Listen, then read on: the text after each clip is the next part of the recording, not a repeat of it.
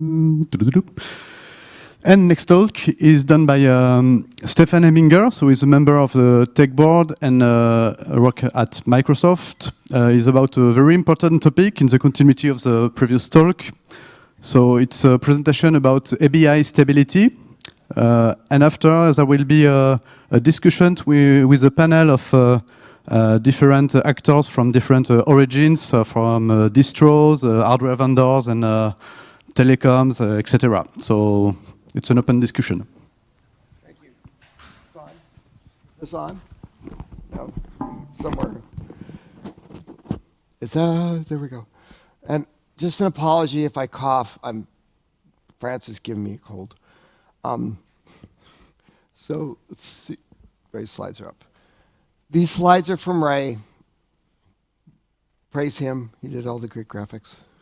And I'm going to go a little bit fast because we're a little bit behind and I want to get to the panel. So if I go too fast.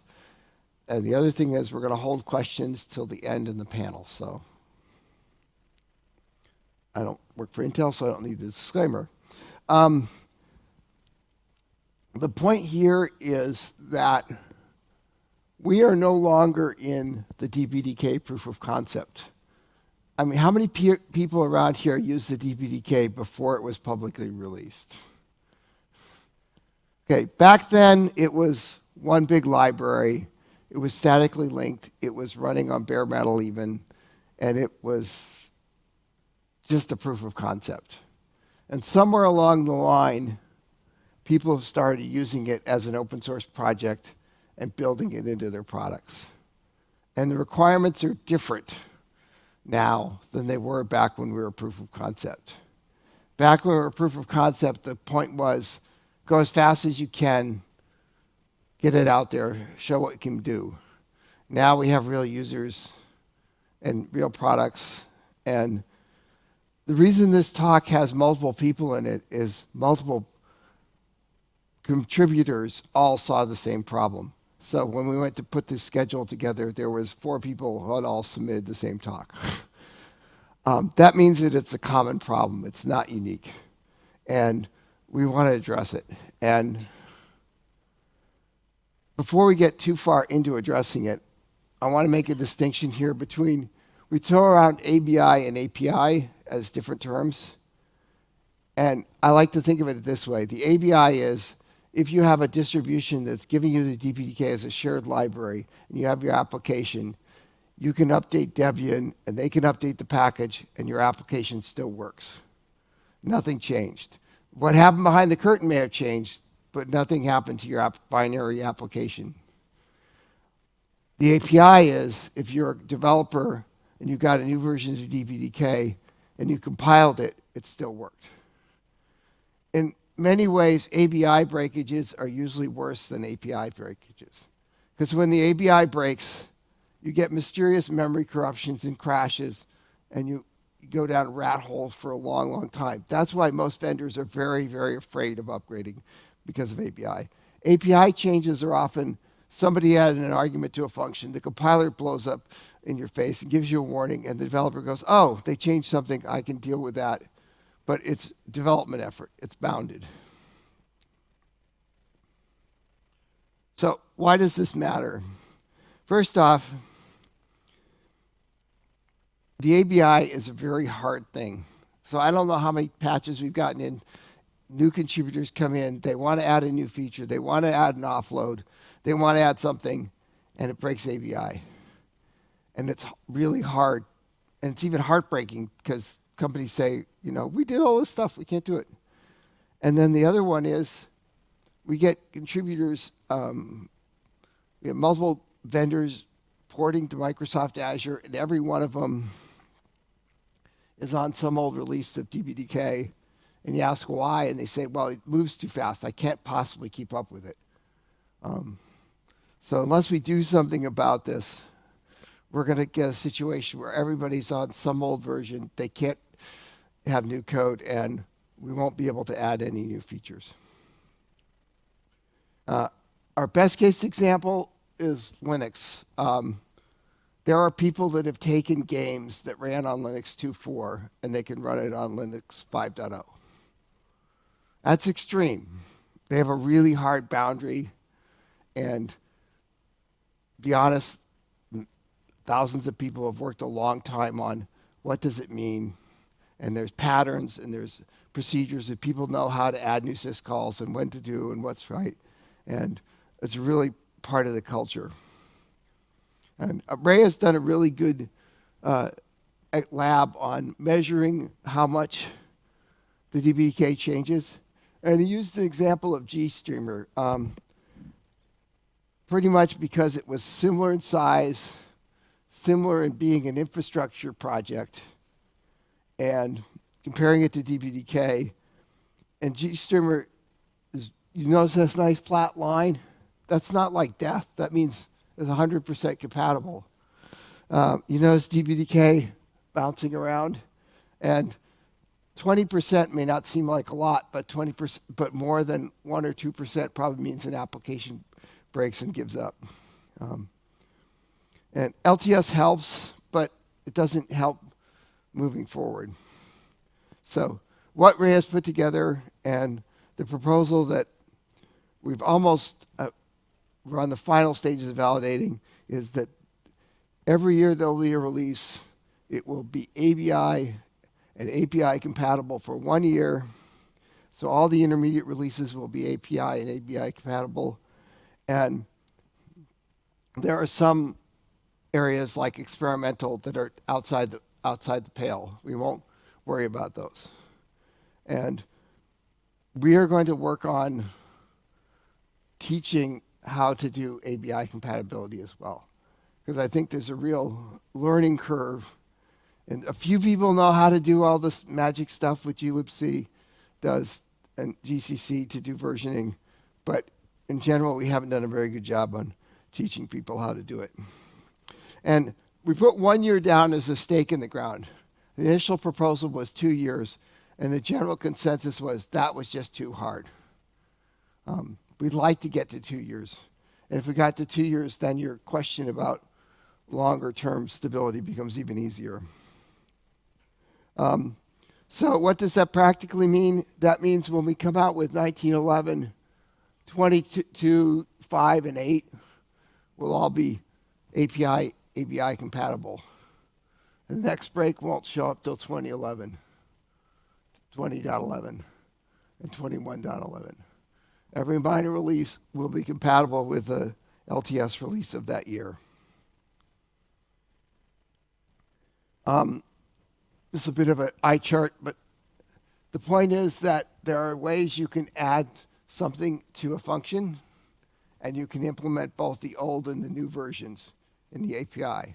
So if you RT-foo, you want to add a flags argument for your offload, you can set it up with linker maps so that old programs get the version that had no arguments, new ones get the ones with a flag argument, and if you're a smart implementer, you do it so that the flags are 0 for the thing, and you carry it forward.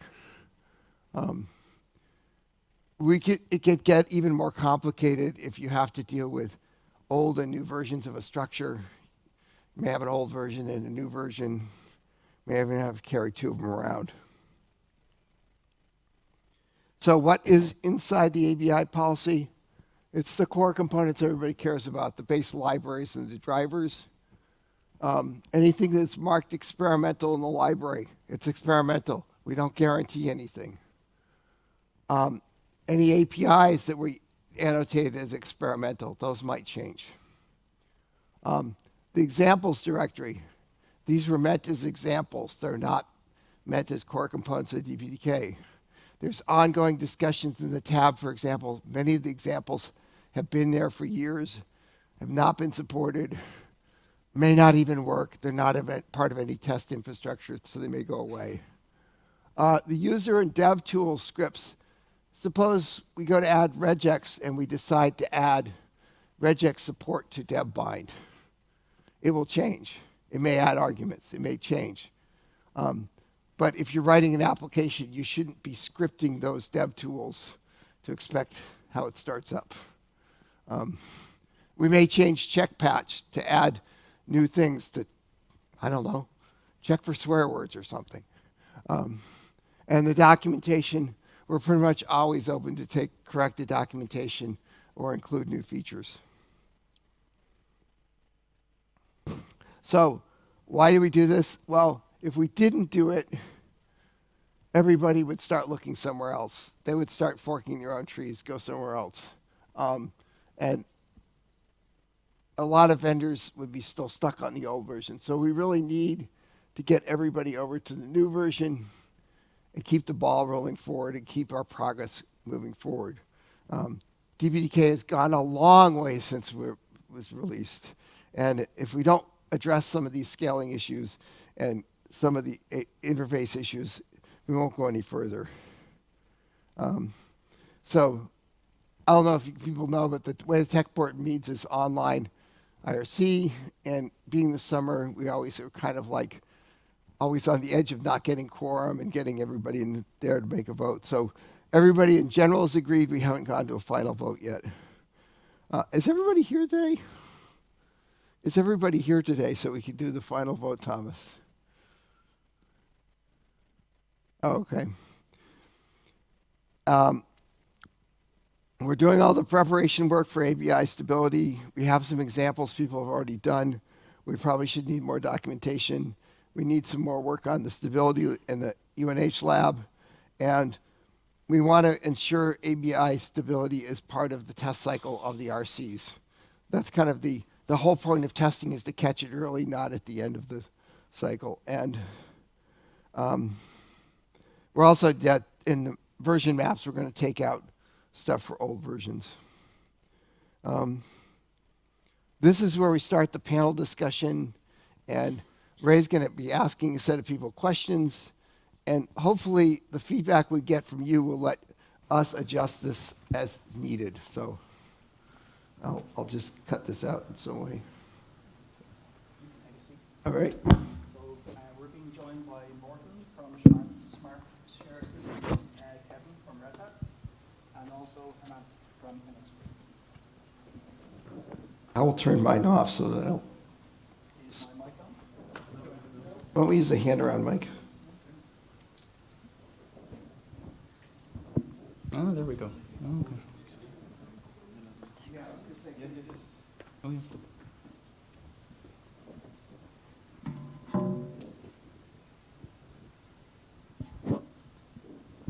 So, is this a positive change for DPDK? I can start. Yeah. Well, we do hardware appliances, and we snapshot a version of DPDK. So for us, it's more API changes we care about. So, and of course, the behavior of a function. So ABI stability for me also means that the API becomes more stable. And the way a function or structure behaves and what can be expected from a function. Is it multi-thread? Is it multi-threaded? Then I expect it to still be multi-threaded in the next version. Is it protected by locks? Then I expect it to continue to be protected by locks. Is it lockless? Then I expect it to continue to be lockless. And I think it's an improvement because the mindset of the developers will be more towards stability and less towards new and shiny. Let me add that. Thank you. So we, NXP, as a hardware vendor, right? So our feelings are mixed on this one. As a hardware vendor, we are coming up with new features. We want to expose them in the DPDK as early as possible. And sometimes that means changing the existing structure or adding a new variable into existing API. So, and it seems a little difficult to wait for 1 year just to introduce a new feature. On the other hand, we do understand that there are customers who are right now hesitating in moving from one version to another because there is a churn. They don't want to keep on changing their application with every new release. So it's, the feeling is kind of mixed for us. So on one side, you understand, you kind of empathize with the contributors that this is going to mean, there's going to be changes coming for the contributors, but also you also empathize with the users that this is, we're breaking applications. So that's one of the reasons, like when this proposal was originally discussed and we proposed instead of 2 year, let's make it 1 year and let's see how things are going. So there are few more minor changes we want to. Because Tom, I want to do 3. Actually, what I was proposing, trying to say, like earlier, Stefan was showing the 4 releases. I was proposing let's make the .08 release as a developer release only, Yes. because not many people are using this intermediate releases. Although some people may be using, but at least the release which is just prior to the LTS release, make that release as a developer release only, so that everything should not get piled up for the LTS release, all the API changes. I've heard that concern as well, that some people have mentioned it to me that we will be in danger of ending up in a situation where we have a big rush before the LTS for people submitting ABI breaking changes. So you're suggesting having a developer release in order to try and mitigate that as the 08 release. Yeah. See, for example, like when Stefan was showing his slide, he showed a V20 and V21 thing. Somebody needs to clean that up when he's making the V21. That's true. And we need to get time for that. A developer release will give us that time to doing those cleanups as well. Yeah, I mean, I think another thing which could also help that is like with the 3-month release cycles. I agree, there could, like as it is there, I think there's a bit of a rush. You know, it's like kind of like the trailer, like biggest release ever. It always seems to happen just before the LTS, and I think like next year heading into a 2-year like ABI lockdown, I think, or ABI break lockdown, I think that rush could be particularly painful for the maintainers. So now obviously one way to fix it is to have maybe something a little bit more flexible before it, as was suggested.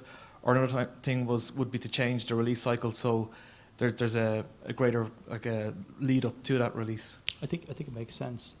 The one thing I would add, though, is that the 2 years is only a proposal at this stage, pending. So the idea would be that we would see how the first year goes, and then based on the first year, we'd make a decision on extending it to 2 years at that point. Sure, I think just to finish, I think from a distro perspective, I think we think it's a good thing. Yeah. From an LTS perspective, with the other hat on, I think, you know, possibly there is some LTS. I personally don't think it's necessarily the biggest thing, but possibly there is some LTS users who are there just for the ABI. I think, I can't say if that's more prominent than there for the stability and the bug fixes, but I guess that it does give them a path. If they're only there for the ABI, it gives them a path to move to master releases. So it's a good thing. I would also, about the release cycle, as the slides correctly said, DPDK has matured a lot. Just a few years ago, core features and really important features were added. Now, mainly peripheral features or niche features that only apply to some specific field are being added. So, as a hardware vendor, we don't have the same need to keep up with the latest version that we did just a few years ago. So there's less emphasis, or I suppose less pressure to upgrade in that sense. Yes, and for us, I mean, we're a hardware manufacturer. So if a bug happens at a customer, it means someone will lose their connectivity on a drill rig somewhere. They cannot reach the internet anymore. They will complain about that. If they're lucky, their internal IT guy will complain to their dealer, who, if we're lucky, has a good relationship with us, who will complain to us. So it's not DevOps, it's not cloud, it's hardware boxes being deployed at locations where you cannot reach them, and you cannot fix them. So bugs is kind of critical, and not easy to fix. I have the unfortunate experience with developer-only releases way back in Linux 2.5. Okay. And the real answer was Because Linux did used to do a they kind failed. Of, they failed horribly. they did because a kind of an odd release was a developer Right. release, and an even release. So they was took a, longer and longer, and nothing useful got done because nobody was testing them sufficiently. Ah. So finally, when you everybody, to use the expression in English, put on their big boy pants and says, every release has to be quality, then the world turned around. And they were even doing the point of LTS releases would not be announced until after the release was done. Okay. And that was to get around the let's shove everything in the van and get it out the door problem. All right, It was sort of like, get it in there, the train's going to leave, and we'll choose one based on agreement from all the distro vendors. So they changed now because life is better. But So I do want to ask another question, squeeze another question in, because it's going back to a point that Morten made, and then I'd like to open up to the audience, because I'm sure there's lots of people chomping at the bit to ask questions. But I'd like to go back to a point that you made, Morten, which was, and you were kind of teasing at it a little bit, which is there is more to ABI stability than just what it says in the tin. We talked about reentrancy. We also talk about things like build configuration, because build configuration can greatly influence the kind of DPDK that you end up with, right? So our build environment is actually a cross-compiler build environment. So we have a whole lot around the build environment also. So if the build environment is radically changed, we need to re-implement our surrounding environment for that. So that would be a big change, but it's just a matter of how much effort goes into that. So it's if the effort that goes into that is the same as the effort that would go into major changes in some key core library, it would mean the same to us. It doesn't matter if we put in 10 man weeks or 10 man days in this or that. It's an upgrade, and the effort measured in man hours is what's important on that area. but going back to the other parts relating to the stability of the ABI, it's also side effects and internal uses of the API. For instance, there was on the mailing list. Someone brought up an example. I suggested something for the MBUF library, and there was a performance improvement suggested that kind of ignored the debugging features in the MBUF library. So even internally in DPDK, the APIs are not respected. Hey, I can do this faster by using the implementation instead of using the API, and then instead of calling the MBUF free function, I call some other underlying functions and skip some of the things that the MBUF free function does. It's also could be a bit confusing. Okay. Can I ask Kevin, so from, let's say, an operating system vendor point of view, you're shipping dynamically linked DPDK. So you're shipping DPDK as shared libraries. So is the ABI, from your perspective, a very fixed thing? Does it reflect what's on like the DPDK documentation, or is it a subset of that? Or I'm not sure I follow you. I mean, the documentation? well, I suppose what I'm poking at a little bit is the DPDK build system. The whole of the DPDK. DPDK is very flexible in that Yeah. you can build it many different ways, and you can end up with many different DPDKs. Does Yeah. that mean that the ABI is not really a fixed thing? Yeah, I mean, I guess maybe something to think about is more, what is DPDK? And it's very wide-ranging. So, there's maybe 50 libraries or something like that. And Stephen did a very good presentation last year about which ones were used. So I think it's very hard for anybody, to make a set rule, and as you're attempting to do, which is applicable to libraries that 100% of DPDK applications uses, and ones that maybe haven't had a meaningful commit in 3 or 4 years. So I think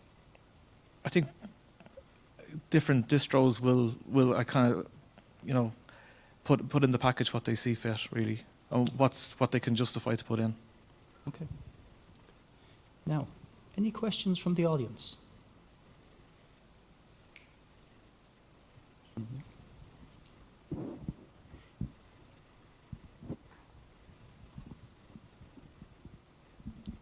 Hi. Oh, we have two mics. That's perfect. Yeah. Thank you.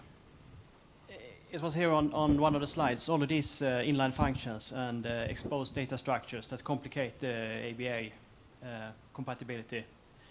And I understand how it came about with all of those, but is that really a good idea today? Is it worth it from a performance perspective to expose so much of the implementation? Has anyone tested that? How much is it actually worth performance-wise to expose implementation and data structures in that way? Who would like to take that? Start it. That's the $64 Yeah, million question. we already, for this release, went through and hit some big runners that were really easy, where things that would only be used at configuration and startup that had no reason to be leaking out. And in the process, several of us figured out some tools to actually look at that data structures. There's been discussion on the mailing list about some other things that maybe we'll, get to this. What's the debatable watershed? 1%, 0.5%? Is it measurable? Is it measurable on all architectures?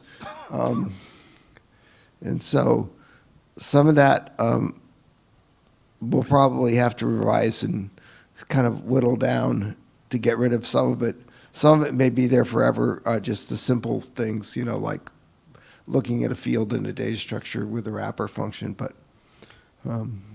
it is one thing to create some simple test cases to measure the new potential overhead you impose if you don't expose these implementation things. But if you have a real application, that would be more interesting to see. If you have a real implementation that perhaps that implementation can actually, or application can benefit with, because it doesn't even have all the code bloat from including header fields all over the place. I would go all the way back several years ago as an experiment. I took the ring routines and made them no longer inline, lost 1,000 bytes, and had no visible change in the performance for a real application. Exactly. Now, can I just point out, I've seen Bruce's hand going up, and I think Bruce probably Bruce has is up there. Bruce has a comment in this area, I suspect. I happen to have some inside knowledge.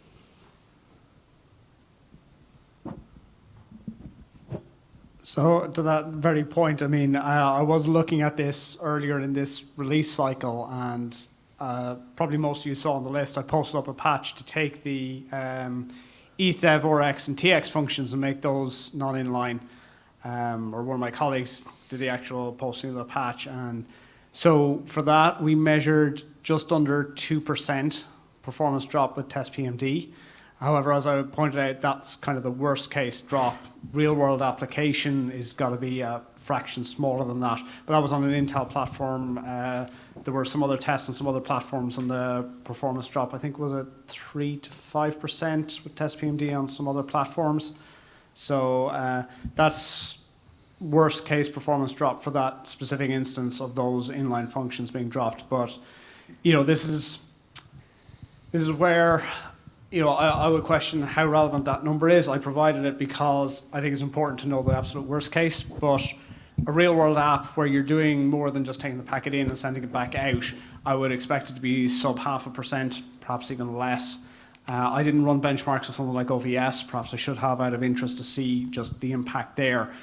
But even then, the 2% met with, unfortunately, generally negative feedback saying any code performance drop is unacceptable. But I would really question that and say maybe at some point we need to decide that, if we've got a 1-2% drop in the worst case, now 1-2% in the best case is one thing, 1-2% in the worst case is something else. Is it worth paying that in order to get enhanced ABI stability? What is that crossover point? Maybe needs some discussion, because as the project matures and as DPDK is probably fast enough for a lot of cases, not for every case, but for a lot of cases, maybe we need to reevaluate this performance above everything and just say, well, performance is one of the most important things we have, but sometimes we can trade it off if the benefit is high enough. And that's, I'd be actually interested in some of the panel's thoughts on that. Where would you look to draw the line of performance versus flexibility or ABI compatibility, or where would you see that? Where would you see the community? Where do you think the community should make a decision on that if one is to be decided upon? I would add not just flexibility as a thing to weigh up against, but also readability. So if something could be more readable, I would trade off performance, a little bit of performance, for much more readability. Depends on the improvement on readability. I think that's a good point though from Bruce, which is that as a community, what we sell, what DPDK sells, is the highest, is the best possible networking performance you're going to get in software. So it's an interesting question where that dividing line lies between your point, which is usability, and ABI and ABI Stability, which is certainly part of usability, against performance. So I think some from the community would say, not one cycle. Some would certainly say not one cycle. But I absolutely hear what you're saying, which is that there are, from your point of view, it is an important aspect, but there are other important aspects. Yeah, so I agree with Morten.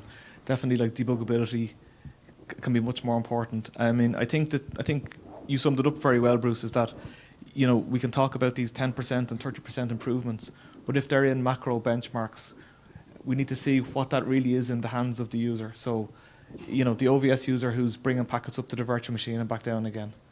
I don't know what that magic number is. I guess every user may have a different value.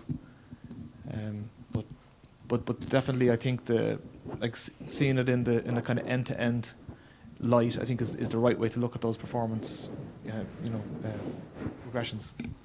Okay, I'd like to address that because there are actually two kinds of users that face the API ABI problem. One is the application user, and the second one is the PMD implementer. So do PMD driver implementers also have to face the API ABI problem? Because if we abstract it away, for instance, PMD implementers, at least as far as I know, tend to use the exact layout of the MBUF structure. We already discussed it on the MBUF discussion about factory implementation, etc. If you had to switch to abstract API calls that just hide away the details, that would be a huge performance impact, I think. So we end up having it much lower. So we need to address both sides. Let me try to clarify. Drivers really doesn't part of this. We don't give any a guarantee for stable ABI between library and driver. In that line, driver was there, but because of a few drivers only with their public APIs, the PMD specific APIs. Other than those, drivers are not part of ABI API stability. That interface can change freely every release. All right. So if you're using out-of-tree drivers, good luck. We're not guaranteeing anything. Yeah, drivers are okay as long as they can use the internals to some extent. They're okay. I agree. I hear what you're saying, because one of the things you can develop an API in kind of two ways. You can hide everything and allocate as internal structure, and what you get back is an anonymous handle, and then you can call functions using that, or you can expose the structures so you have an idea of what's going on. And DPDK is in the philosophy of exposing the structures, just like the Linux kernel, which is why you use the structure name, and then parameters, and not type defs for structures. So I think we should keep doing that. I definitely think we should keep doing that, because it makes it more readable. It's also more readable, even if I'm just using it as an anonymous handle, it's still more readable and easy to understand what's going on if I have an idea of what's going on behind the curtain. Yeah, also some of the inline functions, they are used as a kind of poor man's templates. They've got arguments that are supposed to be constants, and they are just get inlined by the compiler. So that was the original intent. For instance, RT ring library is using it heavily to switch between behaviors. So the question is, are we willing to let it go, for instance? So, thank you. I think just before we go to the next question, I'd like to I have a question that I couldn't say. I think it's probably the right time to ask it. Will it make it more difficult, or how will it change contributing to DPDK? How will it change the world for DPDK contributors? And sorry, Napa, I will come back. Yeah. So for the DPDK contributors, it will become slightly difficult now because we have to find a right way to make changes, introduce feature into DPDK without breaking the API and ABI or wait for a year. Having said that, and we also need to make sure as a maintainer or a reviewer that people are not taking shortcuts or they're not going around to introduce their feature in a wrong way. But it's going to be a little difficult. Yeah, I mean, obviously there'd be some extra work with like things like symbol versioning for contributors and for reviewers. I guess one thing would be validation then, okay, it's not really contributors, but validation teams, even for people running their own, testing their own code, they've maybe got two paths. I thought there was an interesting parallel maybe with the CI Travis work that we saw earlier. It might be interesting if we could do something there to help contributors. Sure, definitely. I think there needs to be something there. I mean, you would really hope that people aren't putting in code breaking ABI anyway, at least without knowing it. So, but definitely there need to be some more checks. Ray, could I ask a question? Hemant, there was a good point there about either making the effort to make a change or waiting to break the ABI. Surely with what Stephen mentioned about putting in symbol versioning, we should always be making the effort to do symbol versioning to reduce the impact of breaking the ABI. So I don't think people should be waiting for the LTS and then just breaking the ABI, if you know what I mean. Would it make sense to have some kind of guidelines on if it can be done with symbol versioning, it should be done with symbol versioning, and if it can't, then it has to wait. Otherwise, it doesn't go in. That makes sense. I was just going to say a parallel thing. I'm probably going to be pretty hard on people reviewing that put something in with 4 unused arguments just because they think they're going to use them, or I'll add reserve space to my data structure. That's not the answer. So I think Hanapa had a question. Actually, I just want to make a comment on this one. I was actually thinking of asking Thomas to allow on the 1911 to put us some time without.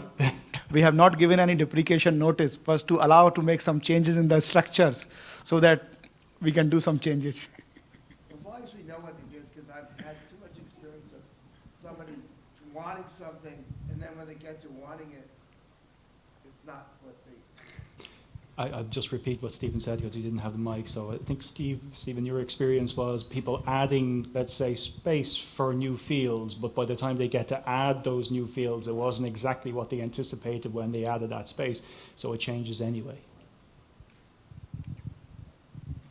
So, excuse me, Hemant, you were asking about doing some changes which were not planned in 1911? Yeah, that's what I was asking. In order to be better prepared for a stable release? Yep. Yeah. And you talked about 1911. You want to do some change in 1911? 1911 or 1912, whatever you say. Yeah, so my first comment, that's it. My first comment is that you can do it in 1912. And the good thing is that you will have more time to do such change to prepare for the freeze. And my proposal... So that seems to be a thread that's run through the entire conversation today. I think you kind of made reference to it earlier as well, kind of changes to the release cycle. Would you see this as part of a reason for making the change to the release cycle? Yeah. Yeah, I think it's a good reason, at least to postpone this release. And if we do that, maybe we should agree for license to break. I mean, maybe if we get more time to prepare for the freeze, we will find a lot of things that we would like to change. We would like to break in the API, but we did not announce it earlier with a deprecation notice. This is the usual process. So we would what- suggest a special dispensation Yes, for the 1912 release yes, that no deprecation notice yeah. period required. Yeah, I'm asking if we want an exception here.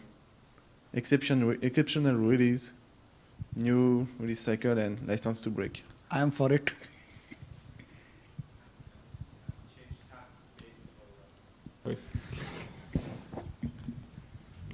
Does anybody have any comments on that? So, Hanapa, you had a question. Yeah, so if I'm following the whole evolution of this topic from the beginning, we started off with saying that we are not going to break ABI compatibility. And today here we are, and we are saying, we will add, there will be a point in a year where you can break ABI compatibility. Is this going to be of any use? So, oh, hang on, I'm the moderator. I'm not supposed to answer questions. Yeah, I think the year is really just to tease out the process. As Stephen said, not to lock in for 2 years now, and to find out, okay, well, maybe the API wasn't quite ready. So it's just to kind of, rather than rush into 2 years, maybe have a year where the process can be teased out. So I think ultimately the intention is that it will be something longer than that. So this is just a kind of to try and phase in. Yeah, I was just going to say that just because there's a breaking version, it doesn't mean that we're going to not say, you could do it this way with symbol versioning and not break it. But the other thing is, the breaking version example is like Thomas's, the dynamic mbuff field stuff. That's going to be, if we really go all the way with it, would be breaking. And so at some point we have to bite the bullet and break.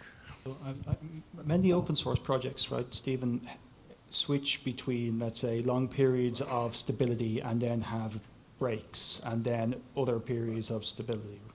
But I would say then the question for the DPDK contributors would be, it's September now, is November or December sufficient time to clean up and prepare for a non-breaking ABI for a long period? Or I'm not a major contributor, but I would say, okay, just a few months and then everything is considered mainly frozen. Maybe the run-up period should be 1 year or longer than a few months. So let's be clear, we're not saying that the ABI can't change. We're just saying we can't break applications that linked against the old API. So the API can change. We can add new things to the API, and we can change things with API versioning. We can't delete things. But we can modify the API during that 1 year period. So it's not a license to say, no, you don't say, don't break, you just say, you can add whatever you want, just don't break what went before. No, I'm just saying, if we change the process radically, like this, Sure. then maybe it's a good idea to take some time to prepare properly for that, and then do it properly the first time, Yes. and not just, I changed a little bit, but now we have to not change, Your we're question is locked 2 in. months really, is the extra month really enough to do that? I'm not contributing very much, but if I were, I would say, if this is this really frozen what we have now? Is this really the proper, the way it looks? Or should we revisit and spend some time reviewing and making it right? I think to a certain extent that's why Hemant suggested the break window after 1 year. Was that the case, Hemant? We've actually, this is not new. We've been thinking about it for a year or more, and we started having discussions on the mailing list and doing things 6 months ago. And so it's not like we're just trying to get it out. It's everybody's thinking about what it means and what that implies, and all those is. So maybe it's back to your Linux unstable stable example. We have to do it, otherwise people will not understand it. So So, So, Bruce, excuse me. Yeah, I make exactly that point first off about the amount of time needed. I think no matter how much time we have to prepare, we probably still wouldn't be ready. There would still be just that one more API that needs to be fixed first. I think at some point we just have to go ahead and dive in the deep end and see how it goes, and take that first year and be ready then for the second year of it. The other thing I'd like to, my original comment I was also planning to make on this was just a little bit of concern if we're looking to change to 3 releases a year instead of 4, and also introduce this policy at the same time. We're making 2 rather large changes to our way of working at the same time, and I'm wondering, is that a bit radical? I mean, surely we should be, changing things incrementally, changing one thing, and then seeing how that behaves, and then changing a second. Because, for instance, all this ABI compatibility and saying, well, we'll try it for 1 year, was based on the assumption of having 4 releases per year. So how would that be affected now that if we go to having 3 releases per year? It means now that we only have to keep stability across 2 releases rather than 3. Is that a good thing? Is it a bad thing? How is it going to impact it? It means, I'm not exactly sure what it means, but I know the general rule for software development, we don't want to make a whole bunch of changes together and then try testing it because something has gone wrong. We've changed multiple things. I prefer the more incremental approach to change one thing at a time rather than trying to do multiple things simultaneously. No, I see Thomas. Just before we move. Wait, hang on. I see Thomas standing in the wings with the mic in his hand. I would just like to get the panel's view on that. Would be changing the release cycle at the same time as going for ABI stability, particularly Kev, because since you're bundling DPDK, and Morten, since you've got product based on DPDK. Would that be too much of a change, or from your point of view? I don't have any opinion on that. I'm just consuming the LTS. So if there's 2 or 3 between the LTSs, I don't care. Okay. And Kev? Yeah, I suppose thinking about Open vSwitch to have releases in February, they usually try and take the LTS, which is released in November, so moving to December could have a knock-on effect of maybe missing that. Okay. But at the same time, if we're changing the releases really because we're not really ready for this 1 year freeze, then I think that's what we need to look at. Is it a case of, okay, we will do this for 2 years in 2011, but we just can't do the freeze right now. Okay. Okay. Are we really ready? So John. So I wanted to say exactly that point. Open vSwitch has a release cadence that's tied to the DPDK release cadence, and they take the DPDK releases. They're already anticipating.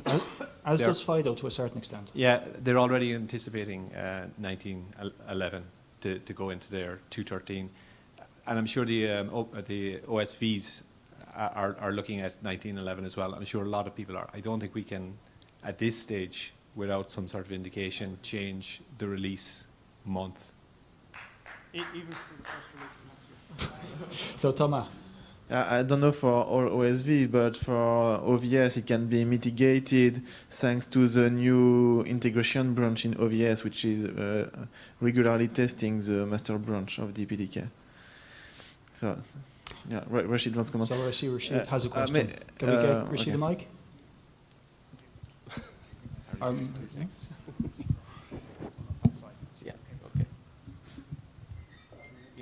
Yeah, Ray, one comment while the mic is going to Rashid. So the whole point of this was to increase stability. And we've talked about a couple of things. And we've effectively talked about, let's frantically break as much as we can in 1911/1912. Let's forget the ABI deprecation policy that we have, add a waiver to that, and break as much as we can. So there's risk in doing that. Yes. The other thing to consider is 1912. It sounds like a long time away, but your proposal deadline, V1 deadline for that, would be in a couple of weeks' time. So it's a very small window. So you're adding risk. There's a very limited window to do anything new, even if we move the release out a month. Okay. So to add to what John was saying, we do have a cascading problem. Like 1911 will go into what Kevin was saying was 2.13, will go into OpenStack 16. So these things have already been committed. And based on the maturity of DPDK and listening to the discussions with ABI for a year or so, I don't think that it's that simple that we are gathered here, like 100 of us, and then we have an arbitrary, okay, make 1911 to 1912, and then change the ABI also or not change it. There are other products committed to big giant telcos which depend on these timelines. So it's not helter-skelter. It has to be more mature than that. Please. Yeah, just since we seem to have gotten on the whole topic of changing to 3-4 releases, I mean, in principle, I don't have a massive issue with that. I just don't think we can do it this year. We need to give, a couple more releases on the 3-month cadence because people have got it planned out, and maybe it's 2012 release we have rather than 2011, and we have the next 3 releases on schedule because people may be counting on those. So that's just my last. I think you made a good point, and we're almost out of time. So I think before we all retire for a glass of something cool, I give the last word to the panel. So any final words on ABI stability before we break up? Oh, Dama wants to say something? So just one general comment. Why I'm looking for postponing this release is that we are saying that we want a kind of freeze for 1 year, meaning we won't break things during the following year. And that's fine, we are discussing it today, and you are right, it was discussed for a long months before. But in order to really understand it is changing, we need to do the change, And we need to be in a pain, we need to feel the pain to do the real change that we need. I fully agree. The thing is that now when we are looking more closely at things, we see that there are some obvious things that we just forgot to do. Yeah, for instance, we could be better prepared for this small first phase by doing some small changes. And we cannot do it in 1 or 2 weeks. That's why we need 1 month. The discussion here is, do we want to start the freeze now and we will have a very difficult year? Or do we want to do some arrangements to have an easier freeze?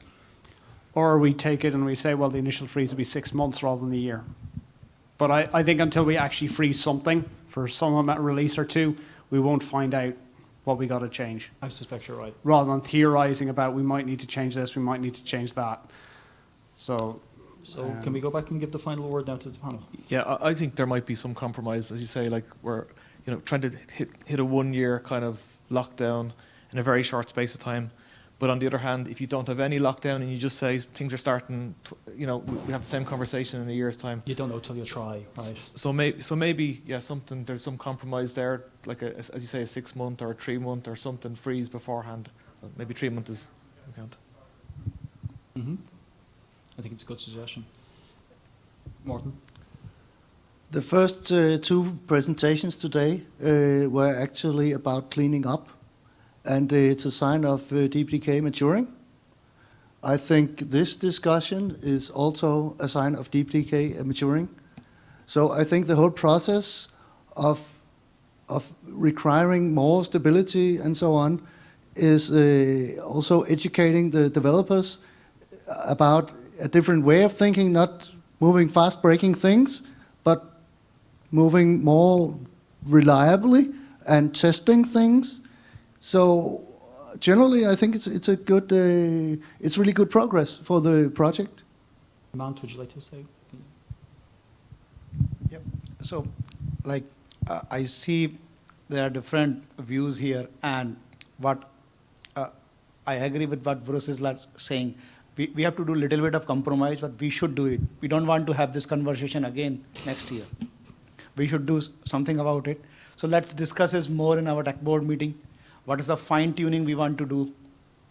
But we should be doing it. Thank you. Stephen? I'll just close with just do it, which means that if the problem is resource constraints, let's push to get those resources expanded to meet whatever we need. So if it's testing, if it's developer time or whatever, because I think that's a lot of what makes people uncomfortable. Thank you. Thank you so much.